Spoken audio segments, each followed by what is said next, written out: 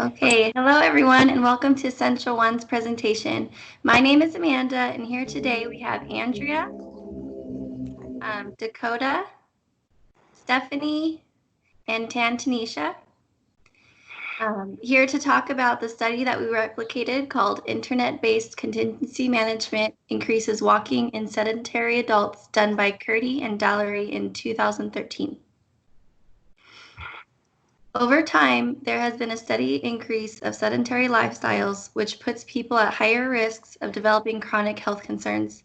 The Centers for Disease and Control and Prevention recommends that the average adult takes at least 10,000 steps a day in order to prevent health problems such as high blood pressure, increased body mass index, cardiovascular disease, diabetes, depression, insulin sensitivity, and more. The purpose of this study is to determine internet-based intervention feasibility, acceptability, and efficacy in increasing physical activity, and in this case, walking. A Google document was created to emulate the characteristics of the website Motivate, which was used in the original study to access the behavior change strategies, which are self-monitoring, goal setting, and experimented feedback. Sorry. Okay. This visual came from the CDC. It depicts the number of Americans who responded no to the following question. During the past month, other than your regular job, did you participate in any physical activities or exercise such as running, calisthenics, golf, gardening, or walking for exercise? So this means that they did not engage in any physical activity outside of work. And it is also reported that 70% of adults don't even meet the recommended activity level for an average adult. The CDC recommends that adults exercise for at least 150 minutes a week, an average of 30 minutes across 5 days at a moderate level. To achieve a moderate level of exercise, the activity must be performed at 3 to 6 times the individual's basal metabolic rate, which is the amount of energy used to function at a state of rest. For example, walking 3 to 4 miles per hour. The ever-changing dynamics of the workforce is a significant factor when discussing the decrease of physical activity in adults. In the last 50 years, there has been a progressive decrease in individuals employed in occupations such as goods production and agriculture, and an increase in service occupations. The shift away from occupations that require moderately intense physical activity results in less than 20% of occupations requiring a moderate level of activity. With the overwhelming increase in sedentary lifestyles comes an increased chance of chronic health concerns that were mentioned earlier.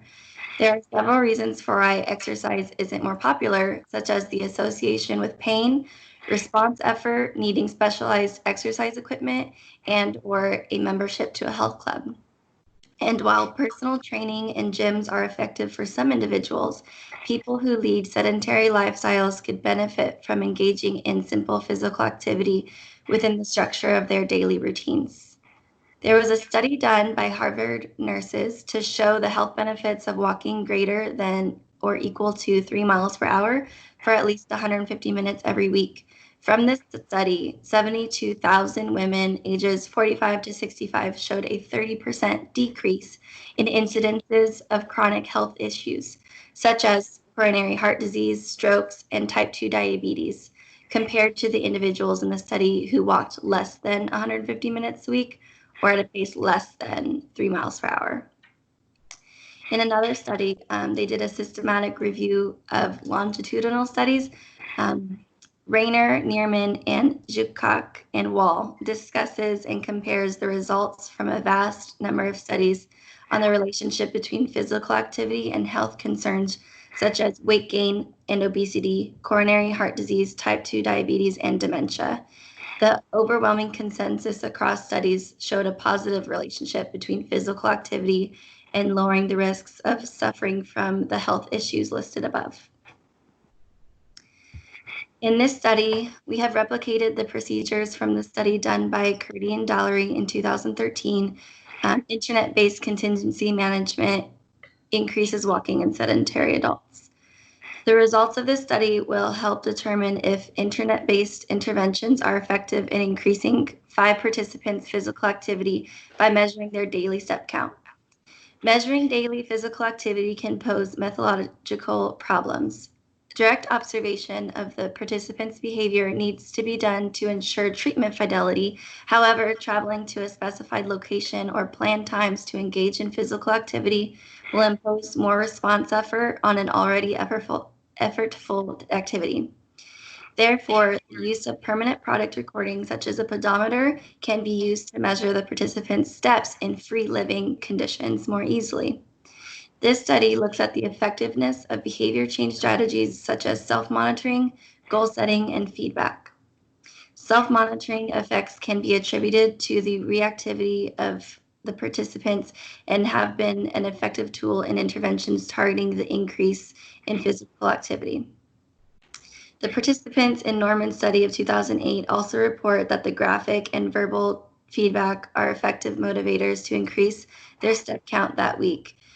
These behavior change strategies can simply be used at home on the participant's computer, and there are many opportunities for them to engage in walking within their everyday routine. Participants and setting. The setting of this study varied across all 5 participants due to the differences in location and schedules. There were no limitations as to where steps may be taken throughout the participant's day. For example, home, work, community settings were all acceptable. Throughout the presentation, we will be displaying graphs and other information under participants and a number. For instance, participant 1 or participant 2. Now I would like to share some brief information regarding the participants. Participant 1, who would be addressed as Amanda. Participant 2, who would be myself, Stephanie. Participant 3 is Dakota. Participant 4, Andrea. And participant 5, Tantanisha. As I mentioned before, we all live in different locations. Participant 1, 2, and 5 reside in Texas. Participant 3 in Colorado. Participant 4 in Indiana. Participants' ages range from 25 to 35, and each participant self-reported that they spent several hours a day seated at work and home. Participants begin daily data collection from the first instance that they stepped out of bed until they entered their bed for the final time that same day. Most of the participants reported that they were interested in increasing their overall activity level.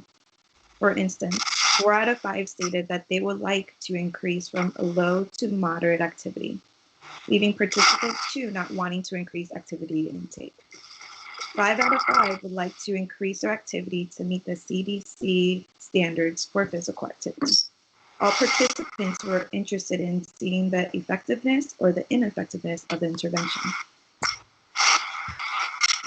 This next slide will be regarding materials.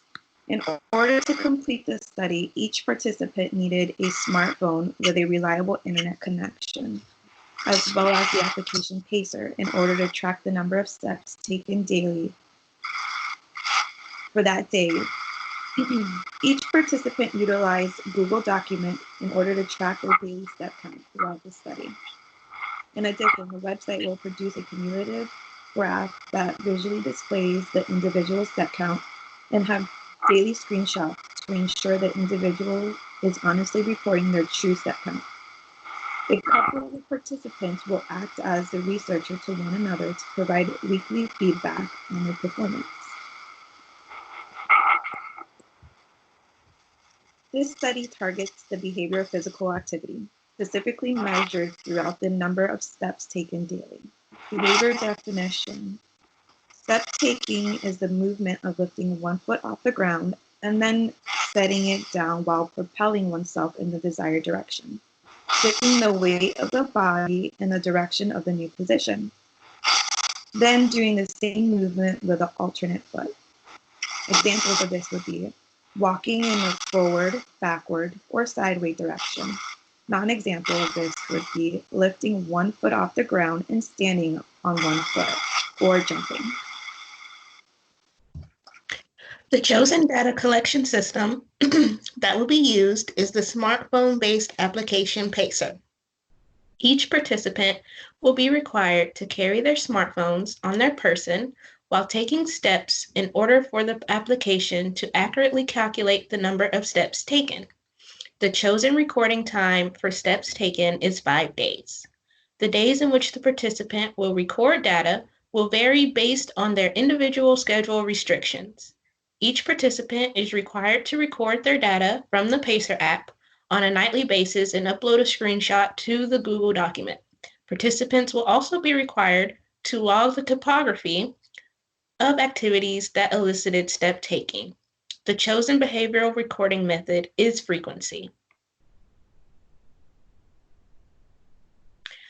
This study uses a changing criterion design where the baseline phase was followed by 5 treatment phases, each 5 days long.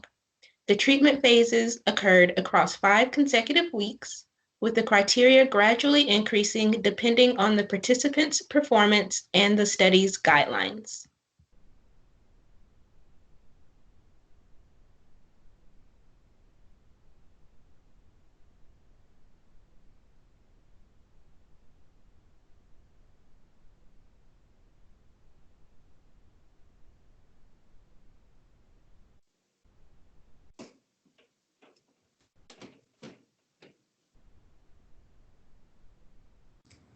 Sorry, Stephanie, you're on mute.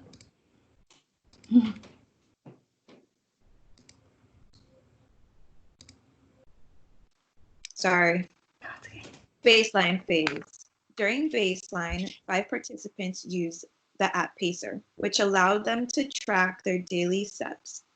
Participants logged and submitted a screenshot in Google document to track their daily step count. Once an individual's baseline data has a steady trend, that individual will enter their intervention phase. The intervention phase. For the purpose of this assignment, we chose to replicate Experiment 2 of the original study. During this experiment, each participant was required to meet individual step goals for 3 of the 5-day blocks.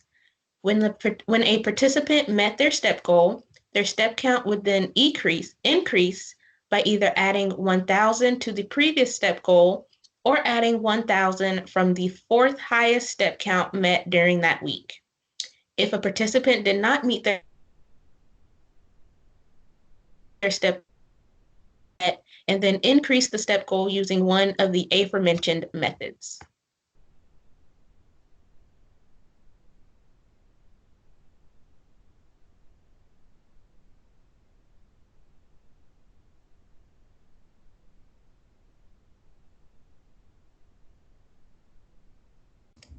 Sorry, Dakota, you're muted too.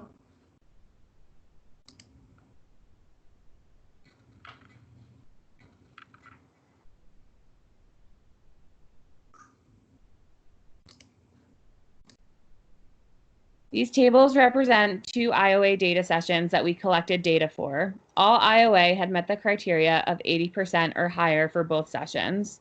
One was done during the baseline phase, and one was done on week 5 of the intervention phase. The first graph here was done during baseline, and the second graph here was done during week 5 of the intervention phase. The percentage of scheduled screenshots submitted by participants on a nightly basis will be calculated in order to assess treatment fidelity. If a participant fails to submit a screenshot without prior notification, they will be marked as missed. The Treatment Acceptability Questionnaire, or TAQ, will also be used to measure treatment fidelity, and the higher goal formula, K equals N plus 1 times 1 minus W, will be used to accurately calculate step goals. M is the number of days per block. 5 and K, the rank in which the new goal is based, is 4. As you see in the slide, there's an example of the Treatment Acceptability Questionnaire that the participants completed as well as an example screenshot from the Google document. The results. The graphs shown on this slide represent the steps participants took on a daily basis. The criterion lines in the intervention phase 1 were determined by each individual's established goal based on their mean during the baseline. the criterion line would increase if the participant reached their goal for 3 days in the previous phase. Criteria for intervention weeks 2 and 5 were determined based on the participant's performance in those preceding weeks. As mentioned, if so, then the criterion line was adjusted by increasing their goal by 1,000 steps. According to the data presented here, 3 of the 5 participants increased their step count by the end of the final phase. Due to weather implications and the stay-at-home order due to COVID-19, participant 3 had a decrease in their step count. As seen in the data, participant 5 also had a decrease in their step count from the baseline to the final phase. Participant 5 had an immediate family member that was diagnosed with coronavirus and therefore could not get outside to work on increasing their step count because they were also quarantined. It can be assumed that had these variables not been at play, the original trajectory of these participants' data would have continued to increase. Improvement from participant baseline phase averages ranged from 12.39% for participant 1, 45.59% for participant 2, 20.79% for participant 5. 2 of the 5 participants reverted to their pre-intervention step count. Most participants increased their new goals using the 1,000 step increments from the baseline phase to the last phase. However, it is to be noted that during week 16, most participants did not meet their goals. This was due to various limitations that will be discussed under the limitations section. Again, it is also important to take into consideration the effects of the COVID-19 pandemic and how that affected the results, the overall results. Week 16, again, as was mentioned, was when participants started to decrease their step count, and week 16 was when many of the stay-at-home orders were implemented in most states across the country. When it came to assessing the amount of the participants who turned in their screenshots at the end of the day, data showed that 90% of screenshots were submitted to the Google document at the required time. The treatment acceptability questionnaire was utilized to obtain data regarding the intervention's acceptability amongst participants. The 100% responses to this questionnaire reflect the intervention's acceptability. The treatment acceptability questionnaire also shows that the treatment was liked on average, with participant 4 providing the lowest ratings. The TAQ also shows that majority of the participants felt that the intervention was easy to use and they liked the graphs that were provided. On average, all participants liked the use of the Pacer phone application that was used for this study and also felt that the treatment was overall fair. Discussion. So the purpose of this study replication was to determine an internet-based intervention's feasibility, acceptability, and efficacy in increasing physical activity. As evident in the data presented above, the results in sessions 6 through 15 show a consistent increase in steps per participant. Again, due to the pandemic, the steps counts began to, and also for other limitations, but the step counts began to decrease after session 16. None of the participants reached the recommended weekly step count of 10,000 steps. However, 3 of the participants increased overall step count from the baseline phase to the last week of intervention. In addition to increasing the step count, participants were required to meet their weekly step goals on 3 of the 5-day blocks to advance to a new goal. On average, 36% of the goals across participants were met. The results from the study demonstrate the efficacy of internet-based interventions to increase physical activity through walking and sedentary adults until the confounding variable COVID-19 took into effect. Looking at the data in the previous slide, it is evident that for purposes of this replication, there was a functional relationship between the PACER app, which was the independent variable, and the amount of steps taken per participant, the dependent variable.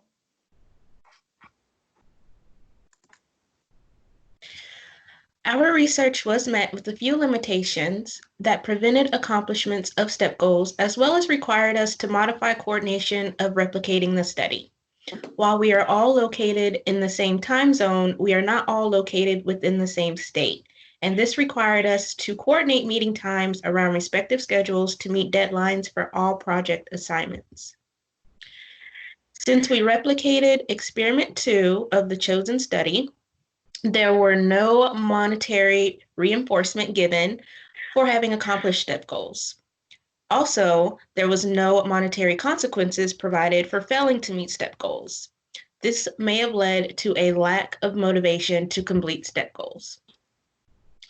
Before the onset of the COVID-19 pandemic, STEP goals could be met within place of employment such as an ABA clinic. However, given that our intervention required the use of PACER through our smartphones, this also required us to have our smartphones on our person at all times. This could be limited by workplace rules regarding personal cellular devices on your person during work hours.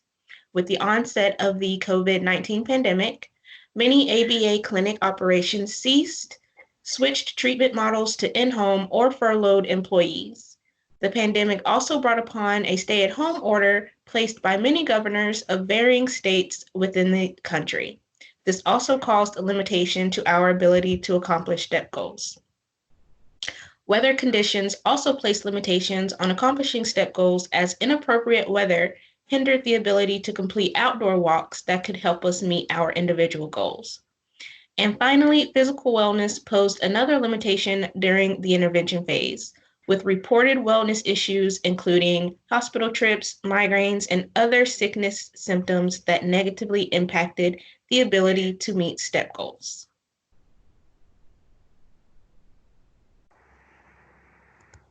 Thank you.